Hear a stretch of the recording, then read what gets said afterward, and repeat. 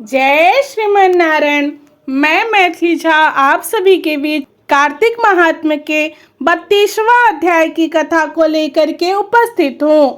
कार्तिक मास की आप सभी को ढेर सारी शुभकामनाएं। मैं कामना करती हूँ कि आप सभी के घरों में सुख शांति समृद्धि बनी रहे। आइए 32वां अध्याय की कथा को श्रवण करते हैं। सूत जी कहते हैं, ध्वजारोपण झंडी लगाना सब पापों को हरने वाला कहते हैं। ब्राह्मण क्षत्रिय वैश्य इनमें से जो कोई भगवान के मंदिर में ध्वजा लगाता है वह ब्रह्मादि देवताओं से पूजनीय होता है। गंगा जी का स्नान, तुलसी पूजन, शिव जी का पूजन, यह सब ध्वजारोहण के बराबर है। नित्य नियम करके विष्णु का पूजन करे, 2 स्तंभ धाता और विधाता का पूजन करे। हल्दी अक्षत चंदन से 20 हाथ भूमि लीप कर अग्नि स्थापित करे। घी खीर से 108 आहुति देवे। ध्वजा को भगवान के मंदिर में ले जावे। स्तंभ युक्त ध्वजा विष्णु जी के मंदिर के द्वार शिखर में बांधे। चंदन अक्षत पुष्प धूप दीप से विष्णु भगवान का पूजन करे, भगवान की स्तुति करे। हे चैतन्य रूप विष्णु, आप प्रसन्न होइए। आप सारे जगत में व्यापक हो। माया से मोहित लोगों को आप दूर दिख पड़ते हो। हे भक्त वत्सल जनार्दन, तुम्हें बारंबार नमस्कार है, बारंबार प्रणाम है। इस प्रकार स्तुति कर विष्णु जी को प्रणाम करके ब्राह्मणों को भोजन करावे तथा दक्षिणा देवे। आचार्य को जो ध्वजारोपण करता है और जितनी बार ध्वजा पवन से हिलाता है उतने ही पापनाश को प्राप्त होते हैं। जो पुरुष बांधी हुई ध्वजा को देखकर नमस्कार करता है, प्रणाम करता है, उनके ही पाप नाश को प्राप्त होते हैं। हे नारद, नारद जी कहते हैं कि एक पुरातन इतिहास सुनाते हैं।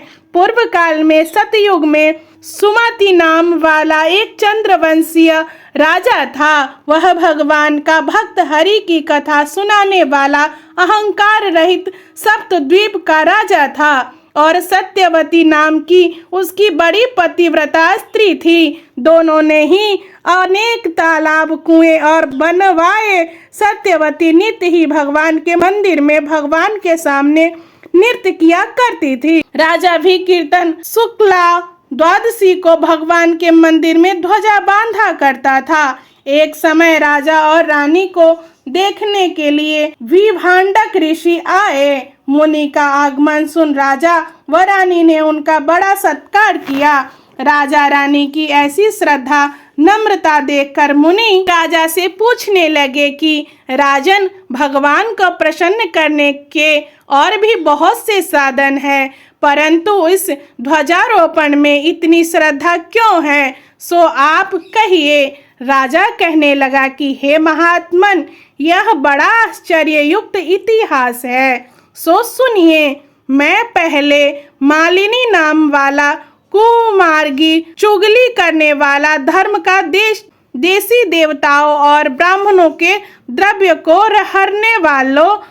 हरने वाला, गौ और ब्राह्मण का नाश करने वाला, मांस आदि खाने वाला चोर, लंपट तथा महापापी शूद्र था। सदा मदिरापान और वैश्यागमन करता था। हमारे ऐसे कर्म देखकर भाई बांधवों ने हमको त्याग दिया। मैं वन में आकर एक टूटे हुए विष्णु के मंदिर में रहने लगा और वन में मैं जंगली जंतुओं को मारकर अपना निर्वाह करने लगा। इसके पश्चात विंध्याचल पर्वत में रहने वाली कोकिलिनी नाम वाली निषाद की कन्या, जिसने अपने पति को मार दिया था, वह दुष्ट भूख से व्याकुल हुई, हमारे पास आई। हम दोनों ने अपना अपना वृतांत एक दूसरे को सुनाया। इसके बाद वह वहीं पर हमारे पास रहने लगी। एक समय संयोगवश जिस दिन कार्तिक शुक्ल द्वादशी का दिन था, हमने एक कपड़े को बांधकर उसकी झंडी सी बनाई और दोनों ही खूब मदिरा पीने से विहल होकर वह झंडी हाथ में लेकर नाचते रहे। सारी रात नशे में नाचते रहने के कारण प्रातः समय हम दोनों की मृत्यु हो गई। दोनों को फांसी बांध लिया और मारते मारते यमपुरी ले जाने लगे। इतने ही में विमान लेकर भगवान विष्णु के दूत भी वहां पर पहुंच गए और यम के दूतों को धमकाने लगे कि मूर्खों, तुम पापियों को यमपुरी ले जा सकते हो, धर्मात्माओं को नहीं। परंतु यमदूत भी क्रोध करके कहने लगे कि ये दोनों महापापी है। इन्होंने आयु पर्यंत कोई धर्म कार्य नहीं किया। भगवान के पार्षद कहने लगे कि महाखेद की बात है कि तुमको धर्म और अधर्म का कुछ ज्ञान नहीं। जो बात वेदों के अनुकूल है वही धर्म है, जो वेदों के विरुद्ध है वही धर्म है। यद्यपि आयु पर्यंत महापापों में रत रहे, परंतु इन्होंने कार्तिक शुक्ला द्वादशी को भगवान के मंदिर में झाड़ू दी, दीपक जलाया, नृत्य किया। चाहे अनजाने में ही इन्होंने ध्वजारोपण की, मंदिर में झाड़ू दी और दीपक जलाया, परंतु इससे इनके सब पाप नष्ट हो गए। इसीलिए यह विष्णु लोक में जाने योग्य है, यमपुरी में नहीं। सजा ने कहा कि इतना कहकर भगवान के दूत हम दोनों को विमान में बैठाकर विष्णु लोक को ले गए। इसके बाद यहाँ मृत्यु लोक के श्रेष्ठ कुल में आकर राजा हुए।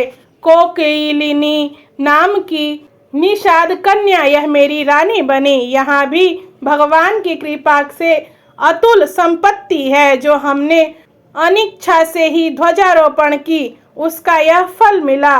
तो जो मनुष्य श्रद्धा सहित भगवान के मंदिर में ध्वजारोपण करते हैं, उनका तो कहना ही क्या है। जय श्रीमन नारायण। यदि हमारी कथा आप सभी को पसंद आई हो तो हमारी YouTube चैनल को सब्सक्राइब करें तथा अपने मित्रों में अवश्य शेयर कर दे और कमेंट में अपनी राय अवश्य दे। धन्यवाद। जय श्रीमन नारायण।